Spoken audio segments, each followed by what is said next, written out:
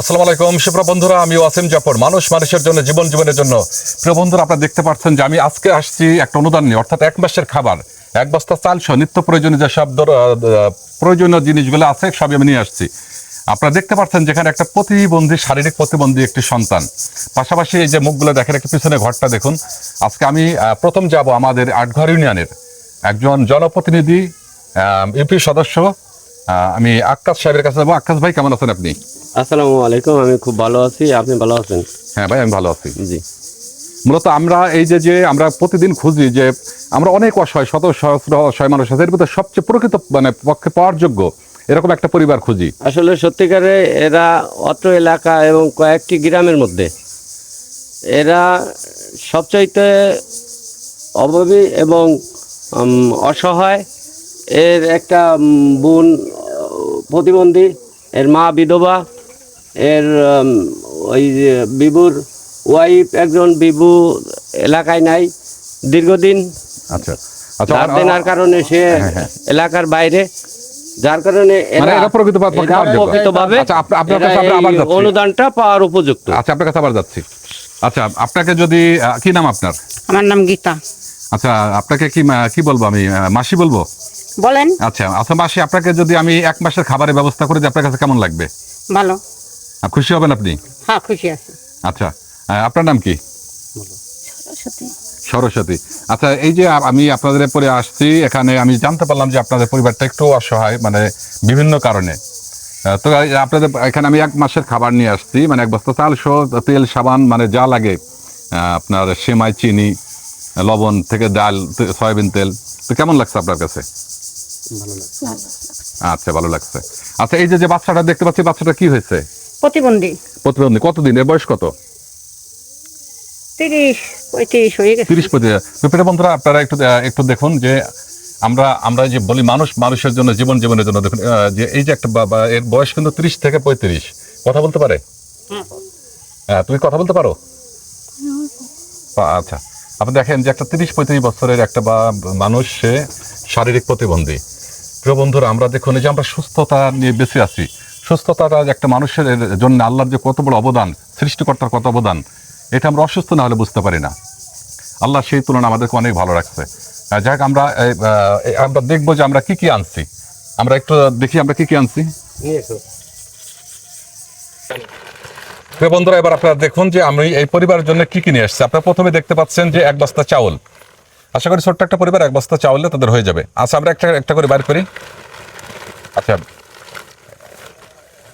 এখানে দেখতে পাচ্ছেন এক বস্তা, সরি, 1 কেজি মুড়ি। আমরা একটু দ্রুত বের করি। আচ্ছা, 1 কেজি সয়াবিন তেল, 1 কেজি মসুর ডাল, 1 কেজি চিনি, 1 কেজি, এটা কি? লবণ। আচ্ছা, লবণ। আচ্ছা, 1 প্যাকেট সেমাই। আচ্ছা, একটা সাবান।